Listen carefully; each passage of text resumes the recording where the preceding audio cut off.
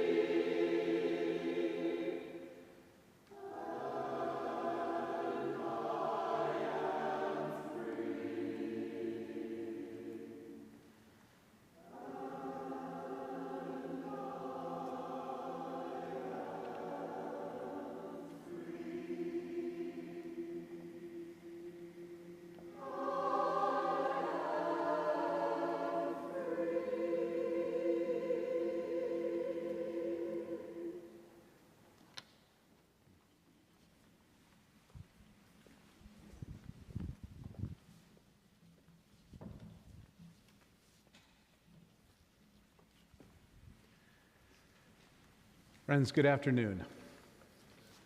My name is Nathan Dannison. I serve as the minister here at the Fountain Street Church in Grand Rapids. While you are here with us today, please consider this your church home. This church is open to all who pass through its doors, regardless of creed or affiliation, regardless of where you are in your journey of life. You are welcome here in this space. And on behalf of the staff and leadership and members and community here at Fountain Street, our hearts are with you, Mary Ellen's family, today as you celebrate and memorialize all that she was, each of you, how you knew her. To begin today's service, I want to invite you to turn in your bulletin and join me in these unison words of affirmation spoken here in this sanctuary thousands of times. Let's unite our voices together with the generations who've come before. This is indeed a day which the Lord hath made. Let us rejoice in it and be glad, and let us count our many blessings. Let us be grateful for the capacity to see, feel, hear, and understand.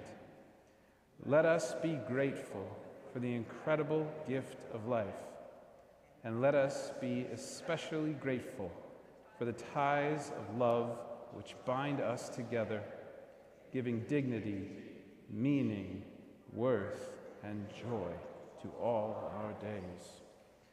And now I invite you to turn to the following page under Patterson celebration readings and read this responsive reading with me in the words of some of the greats of Fountain Street Church, David Rankin, Jim Culver, and even St. Paul himself. Please read responsively. We pause in reverence before the wonder of life, the wonder of this moment, the wonder of being together. We pause in reverence before all intangible things that the eyes see not, nor ears can hear or detect, that the fingers can never craft, nor hand feel or touch. We pause in reverence before the mystery of birth, the crocus, the puppy, the kitten, the infant child, each with an infinite will to live, to strive, to grow. We pause in reverence before the mystery of death, the gateway through which all must pass, the wise, the rich, the mighty, the humble. We pause in reverence before the mystery of love, which is always greater than sadness or sorrow, and endures through all pain and suffering to conquer grief. We pause in reverence before the mysteria which never ends, so that when faith never fully understands and truth changes with each new generation, then truly only love endures. Now hear this ancient witness from the prophet Micah. With what shall I come before the Lord and bow myself before God on high? Shall I come before him with burnt offerings, with calves a year old? Will the Lord be pleased with thousands of rams, with 10,000 rivers of oil? Shall I give my firstborn for my transgressions, the fruit of my body for the sin of my soul? He hath told you, O mortal, what is good. And what does the Lord require of you? But to do justice, to love kindness, and to walk humbly with your God. And now from the first century, the story of community, the story of hope and of resolution.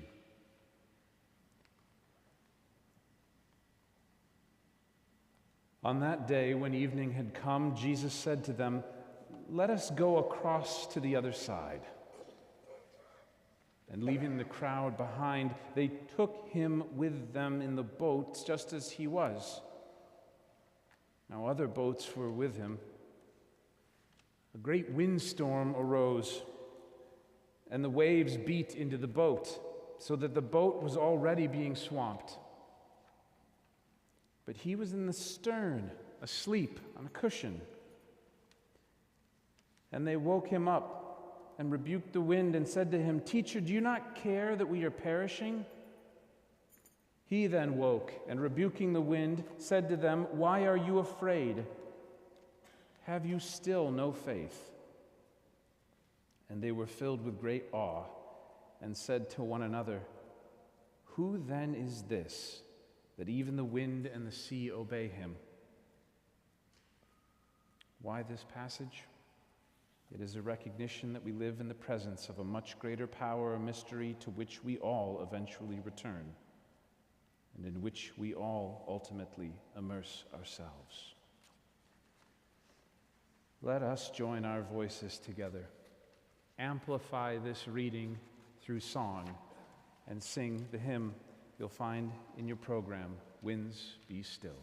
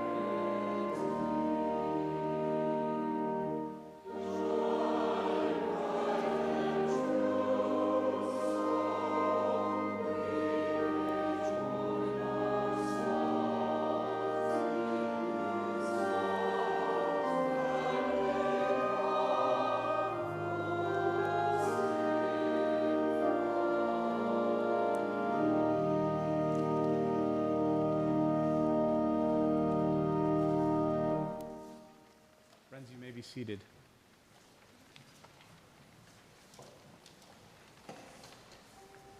At this time, I want to invite Robert and Norma Patterson to come forward to offer some words of remembrance.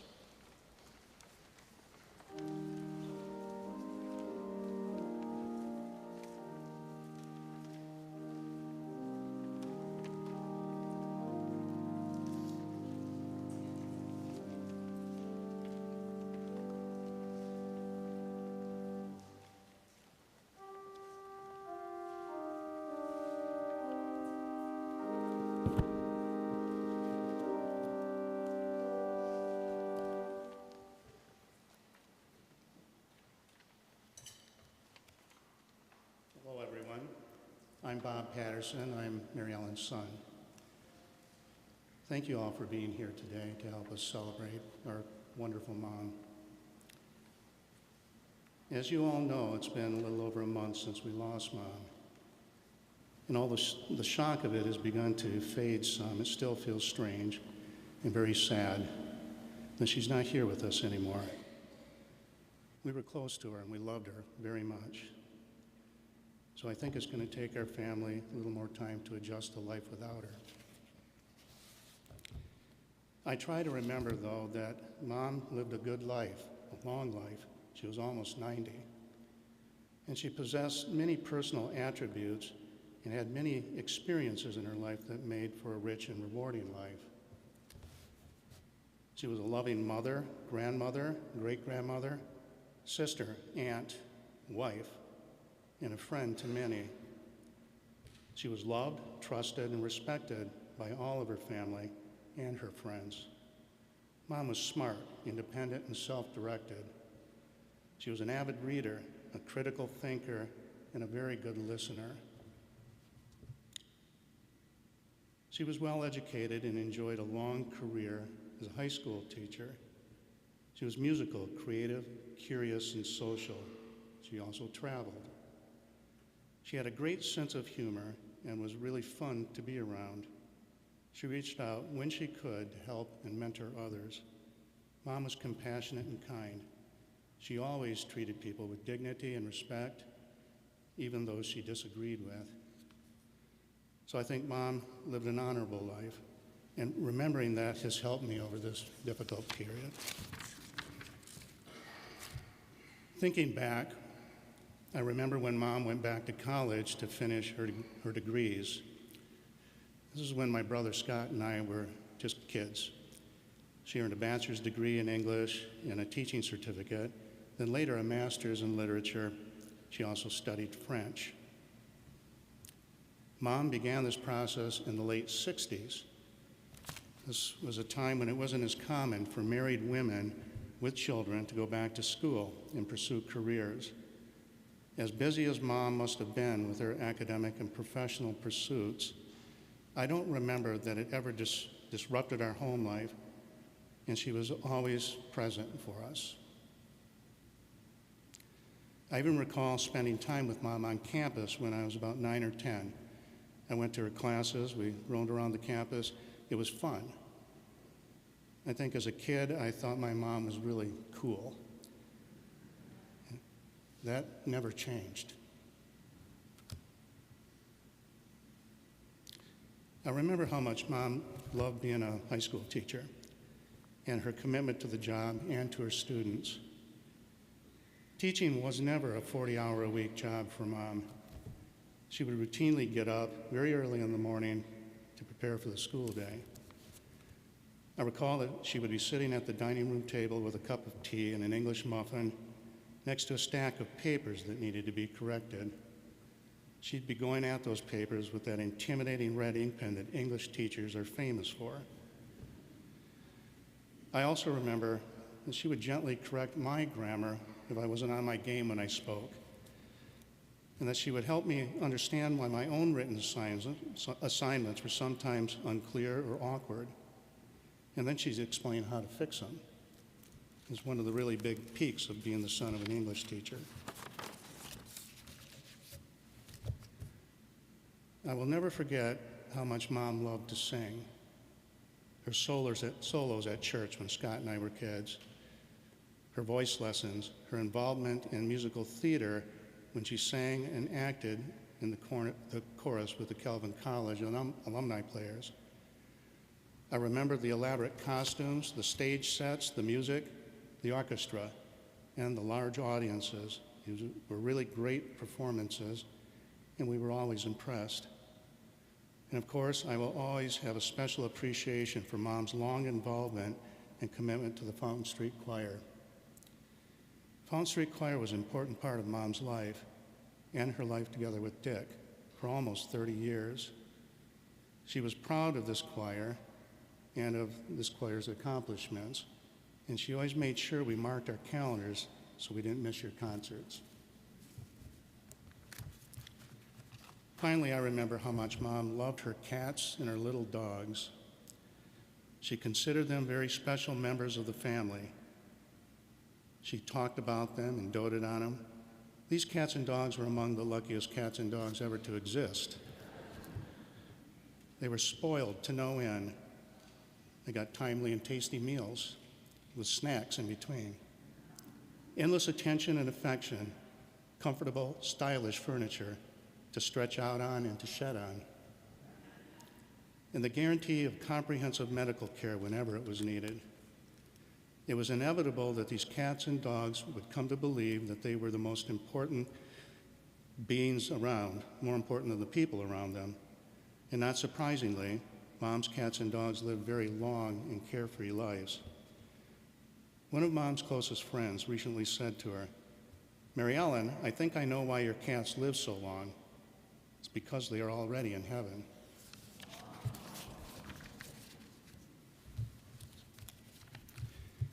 So we've always been proud of Mom, but I think especially over the past couple of years, as we watched her face increasingly difficult health challenges. With incredible courage and resolve. She worked diligently with her healthcare providers and bounced back over and over again so she could get on with her life. And Mom had things to do, and she was determined to live her life to the best of her ability, even when it became difficult for her. We will always admire her for that, just as we will always admire her husband, Dick, for the way he loved Mom and the way he cared for her whenever she needed him, and especially during those difficult periods. I don't think that Mom would want us to spend too much time dwelling on our loss. I think she would have wanted us to experience our grief, but because she knew that grieving is necessary in order for people to heal and move on. But then, I think she would have wanted us to get back to living and enjoying our lives, to loving and supporting each other, and to being happy. Happy like she was. Mom loved life. She loved her family unconditionally. She had an enduring and positive impact on us all, and she will live on forever in our hearts. Thank you.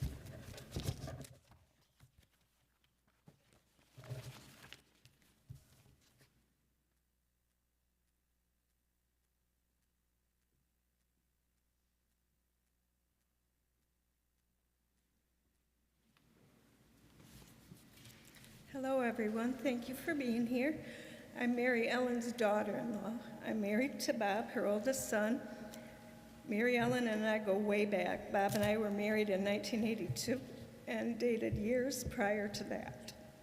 A few weeks ago, my daughter Danelle and I were putting Mary's Christmas decorations away. I remember many of the decorations were bought when we were together. We used to love to go to the many Christmas craft fairs that were in the area high schools. Mary Ellen loved the holidays. I think all of us remember sitting down for our holiday meal, and suddenly Mary Ellen would jump up and say, "Oh, shoot, the bread." We either left it in the oven too long or we forgot to put it in the oven. This seemed to happen more than once at almost many of the holiday meals. We eventually learned from experience to make the bread a priority, but it sure made us laugh at the time. Mary Ellen never forgot anyone's birthday, which brings me to her days working at Robinette's Gift Barn. She worked there in the late 90s, the time when Beanie Babies became popular. Danelle and Chris, our kids, had every Beanie Baby that was ever made, or so it seemed. They got them for their birthdays. There were beanies for sports, Halloween, Thanksgiving, Christmas, Valentine's, Easter, and all days and months in between. Whenever a new one came out, Mary Ellen made sure that our kids had it. We have bins full, even after trying to give them away. Mary Ellen enjoyed helping and correcting us with our grammar. And I was in Myers many, many years ago, and I walked past a small wooden sign that said, "I am silently correcting your grammar." I had to have it. I wrapped it and I put it in her stocking at Christmas. She opened it and she got a good laugh, we all did. And that yellow grammar sign still sits on a small table near her front door for all who enter and leave. When Janelle and I were putting the Christmas decorations away a few weeks ago, I found, where'd it go? Oh, there it is. I found this card in the bottom of the box, and it was from one of Mary Ellen's students. And she said, it was a Christmas card, "Dear Mrs. Patterson, thank you very much for being my supervising teacher. Your guidance and insight were helpful and appreciated. I have truly enjoyed my semester with you. I know that I leave a much better prepared teacher. I wish you and your family a Merry Christmas. I hope that the new year brings peace, joy to your hearts, and good health to all." I thought that was special. When Mary Ellen turned 75, we had a surprise birthday party for her. And as a gift, we took Mary Ellen's name and we described her using each letter of her name. We had it printed and framed. The frame has been on the wall in her and Dick's home since, and I would like to read that to you. Mary, M is for mother, because you are and always have been a very loving, caring, and attentive mother and grandmother.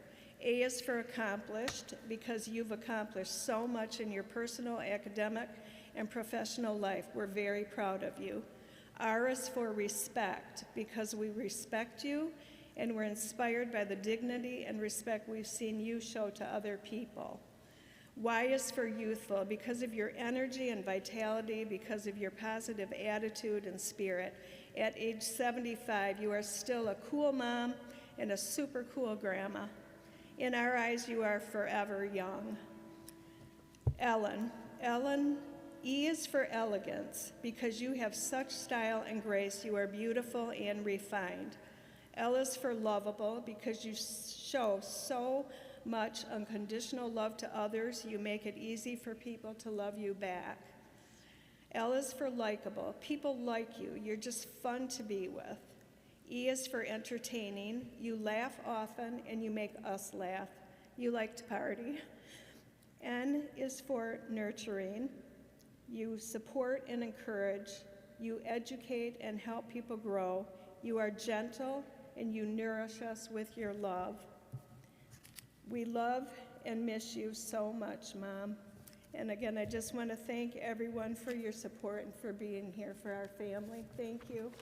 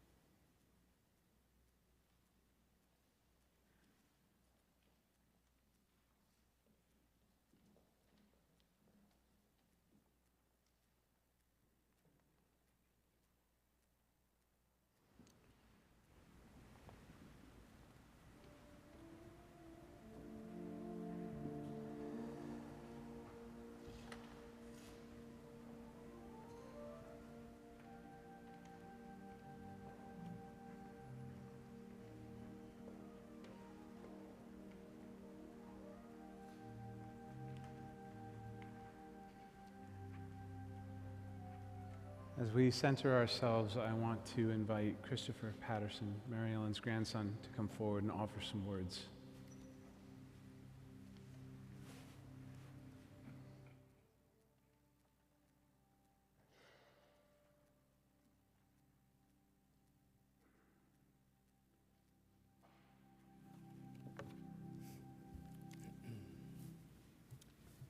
Hi everyone, my name is Chris and Mary Ellen was my grandma.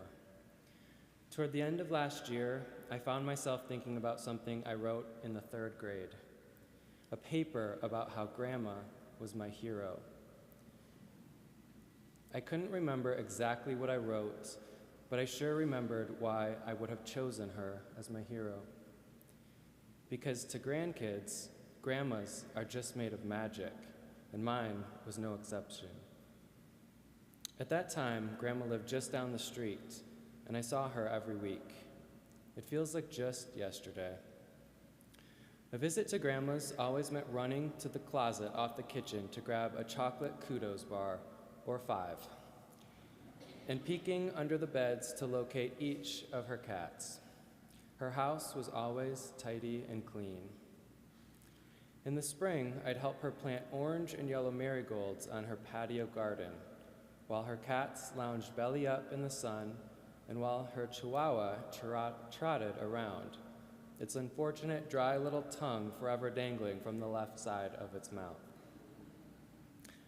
I remember some days Grandma would pick me up from school, and I'd make sure to check under the floor mats in her car to see what type of change the car fairy had left behind that day. A cousin of the tooth fairy, if you have to ask. On a good day, there would be quarters. On a really good day, silver dollars. Grandma also got me my first job, selling Beanie Babies at Robinette's. I made a whole $10 one day, and we were regulars at Swan Inn Diner, or Perkins because they had the claw machine, along with my sister Danny and cousin Jeremy. One morning, on the way to breakfast, a mean man didn't care for my grandma's driving and gave her a certain gesture with his hand. And without missing a beat, Grandma returned that gesture, but with both of her hands. That's right, grandmas are made of magic and maybe a little fire, too. Over the years, we continued our tradition of going out to eat. It became our way of catching up and spending time together, especially since much of my adult life I lived away. A couple of weeks ago, after she passed, we began going through boxes of old photographs and keepsakes, searching for pictures for the boards you'll see today. Among the pieces of a life well lived, her Teacher of the Year awards, photographs from her many travels, pictures of the pets she adored, and the keepsakes that told the story of who she was. And there it was, and I couldn't believe it, my 3rd grade paper about why she was my hero.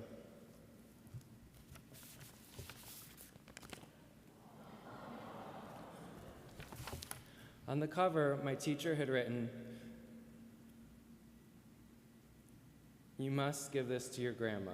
I am sure she will treasure it." As I read through the paper, it struck me how everything I had written all those years ago still rang true, even through my final phone call with her just days before she passed. So I'd like to share a small part of it with you. Why I chose my grandma for my hero is a good question. I think it's because she never gets mad, and she always has time for me. That's what is very special to me, and I don't want to lose that. The things my grandma does to earn the admiration of me and others is also special. For one thing, she'll buy you pretty much whatever you want, and she's very nice. So in other words, my grandma is not cheap. Another thing, if you're not having a bright day, she'll make the sun come out again.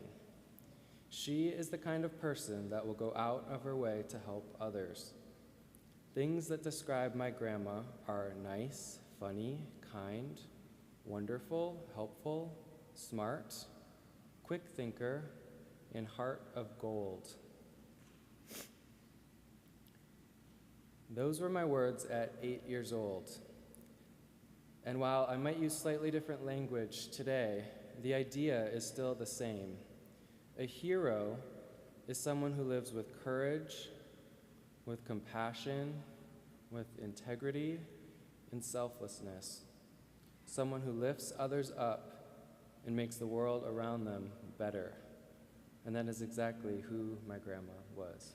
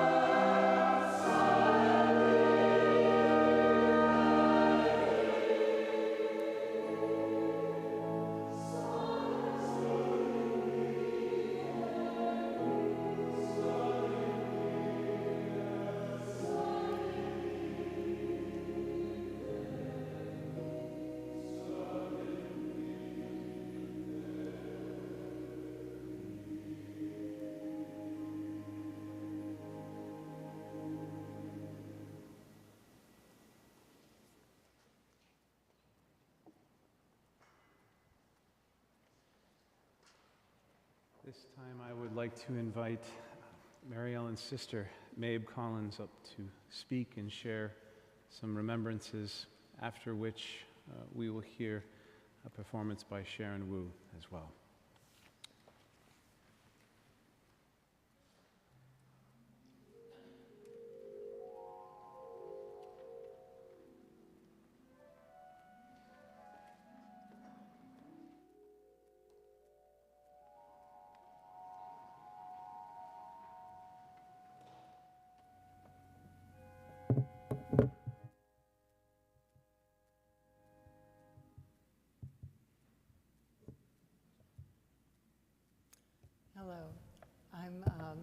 Mary Ellen's little sister. Bob, when you were talking about Mary Ellen's perfection with the English language and the grammar and all, and also about her marvelous sense of humor, it reminded me of a delightful story about Mary Ellen that I think you'll enjoy. When I was about 4.5 years old in preschool, I had gotten a new blackboard for Christmas. And I wanted to learn how to write my name before kindergarten on my blackboard. So finally, my big sister said that she would teach me. So we worked and worked and worked, and just on the letters, getting them just right. And when I was satisfied I could print my name, that wasn't quite good enough. Mary Ellen had to know that it was perfect. So when it was perfect, then I went to the family and I said, I can write my name. Come see. I'm going to write it on my blackboard. So I picked up the chalk and I proceeded to write my name. B-R-A-T.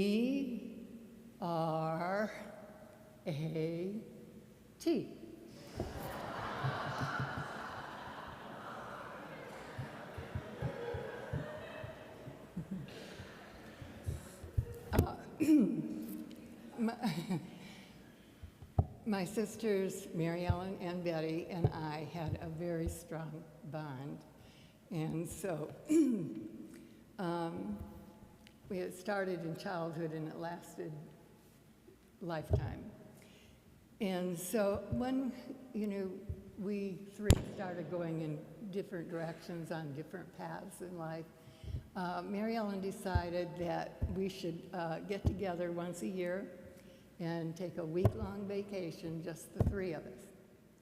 And so we started to do that, and we did it for many years. The places that we went were several times to the beach, and on the Atlantic Beach in North Carolina, and we even rented a cabin in the mountains one time and a lake house in Michigan one time. And we even took a trip to Branson, Missouri to see the Andy Williams Christmas show. So that trip had signs of maybe being quite challenging, given the fact that Betty didn't drive on highways, and this was a road trip, and Mary Ellen didn't make left-hand turns. So we just divided our responsibilities up, and so Betty was the navigator sitting in the back seat with all the maps spread out, and Mary Ellen kept the money purse, and I drove.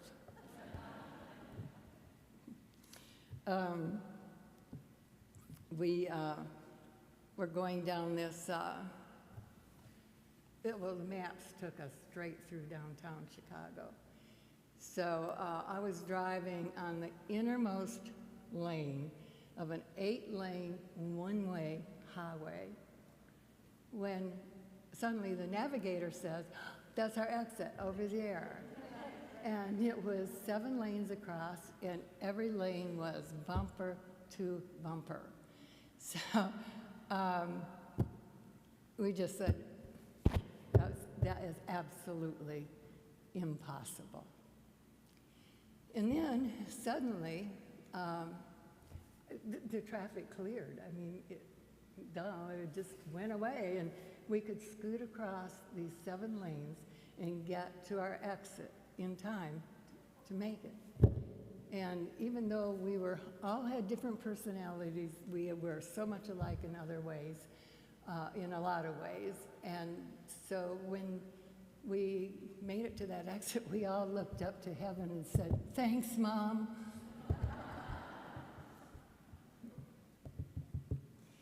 So that started us thinking about everything being a miracle.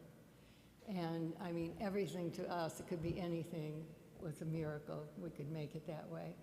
And so, I mean, a conch shell, a great big, huge, perfect conch shell, rolls up right in front of us when we're walking on the beach, and we were wanting to find one. And, you know, coincidence? We didn't think so. And from then on, every vacation that we went on, after the experience in downtown Chicago, they were all looking for miracles, and we found them.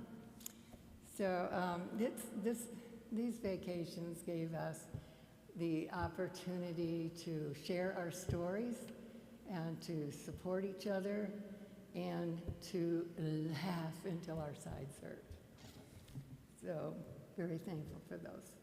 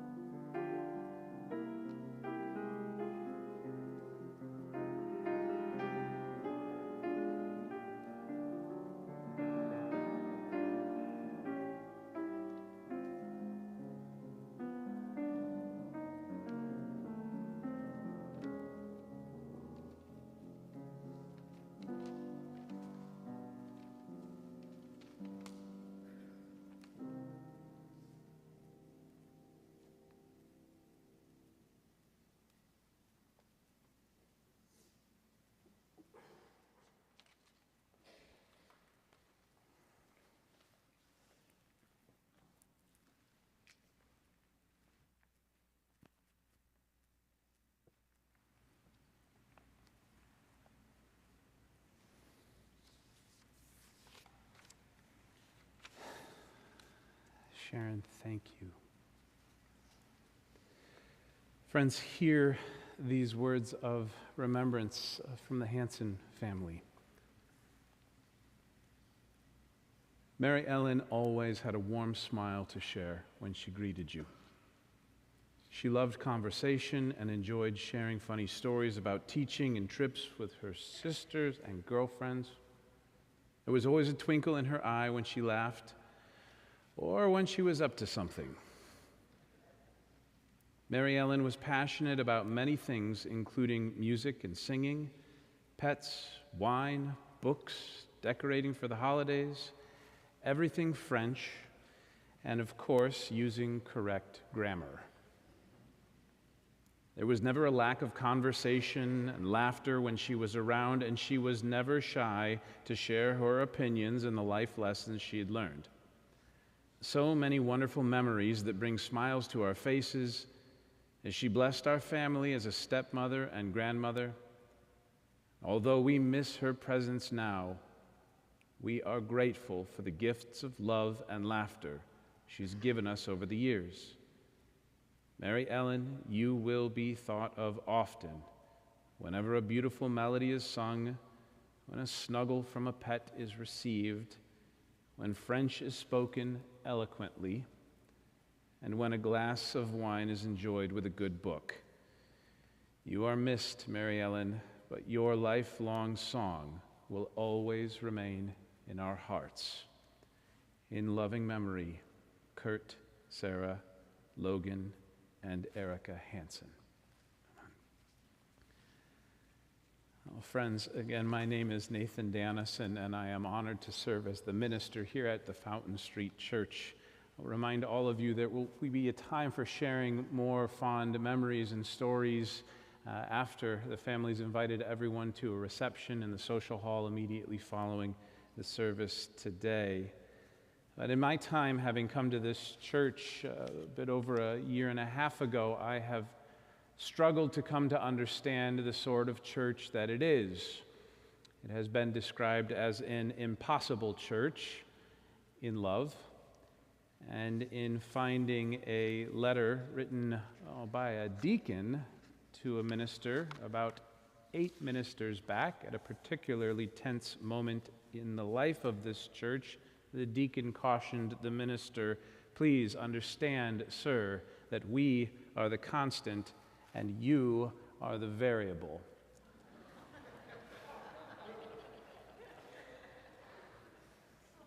Upon reading those words, I dedicated myself to coming to understand this constant so that my variability might be a bit more lasting. And in Mary Ellen, I found such a beautiful encapsulation of the constancy of the people of Fountain Street. Mary Ellen was possessed of a quiet assuredness, a kind of faith that is sorely lacking in our world today, one that is neither boastful nor proud, but that is simple, loving, and open. Fountain Street gathers special people. The occasions that I was gathered into Mary Ellen's presence, I immediately felt welcome. And I felt as though I was right where I was supposed to be. And I know that she felt that way here. And Mary Ellen was also, much to my surprise to learn, a part of the choir. I had not suspected that she might have that kind of rambunctious energy in her, but she was a devoted member of this choir, and the choir has their own stories and adventures, but they are a group of people that are committed to making beautiful things happen, Sunday after Sunday. Dick and Mary Ellen were a part of that adventure, and it was an adventure, because this is a place where people gather to seek out adventure, looking for other people who are able to look beyond creed and dogma and find the holiness in other human beings.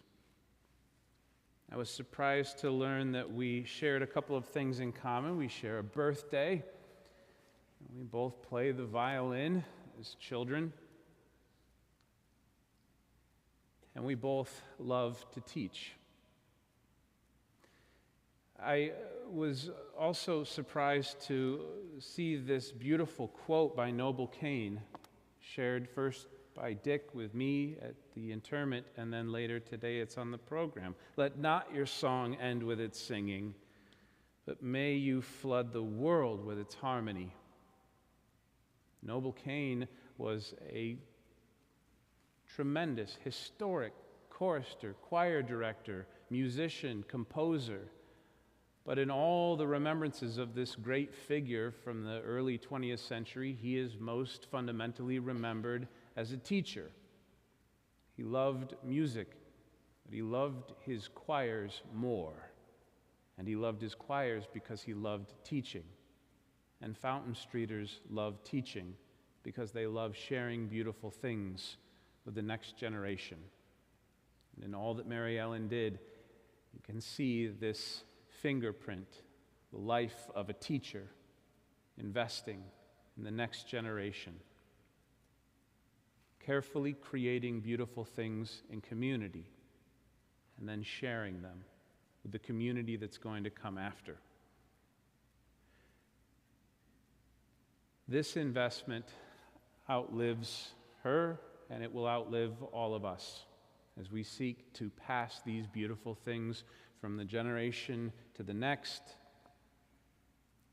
as we seek to create them in community with one another, and as we seek to embody the memories that now become blessings that Mary Ellen invested in all of you, that you share with one another. And so before we unite our voices in singing another hymn on the endlessness of song, I invite you into a moment of prayer, and you may join me if you wish. Holy One, whose name is spoken in word, in song, and in silence, attend to this family and this community in their grief. Continue to intercede on their behalf through your Spirit with sighs deeper than human words. Allow them to pour out the emptiness in their hearts and face their grief, and know yet that this world is flooded with beauty and with song.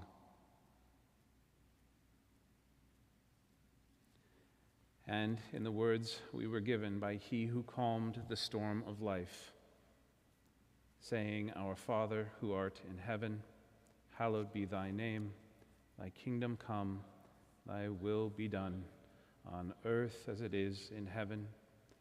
Give us this day our daily bread, and forgive us our trespasses, as we forgive those who trespass against us. And lead us not into temptation, but deliver us from evil. For thine is the kingdom, the power, and the glory forever. Amen. Friends, let's sing together. Our lives flow on in endless song.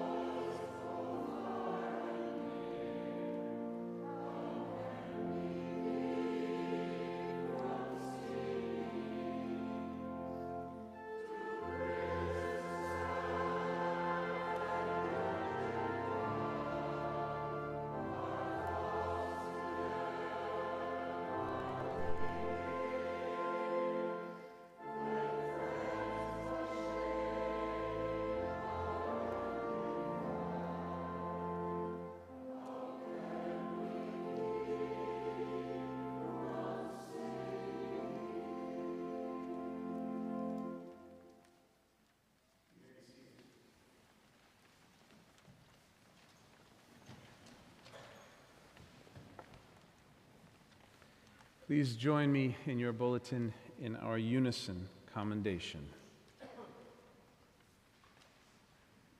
In the beginning, Mary Ellen was formed from the dust of the earth and was inspired by the breath of life. So also in her last days, even as she was returned to dust, we affirm that life continues on in beauty, in memory, and in mystery. We give thanks for the hope that she continues on in a deeper communion of love and benefit of all that is eternal. That Mary Ellen continues on into the depths, center, and creativity of all life, in all of its intimate and cosmologic forms as a child of creation, of God, light, lyric, and song. May she abide comfortably and gently, lovingly and mysteriously, in the company of all that is good and vibrant, a state of no more pain, or loss, suffering, or sadness, caressed by warmth, sunlight, and the mantle of eternal peace.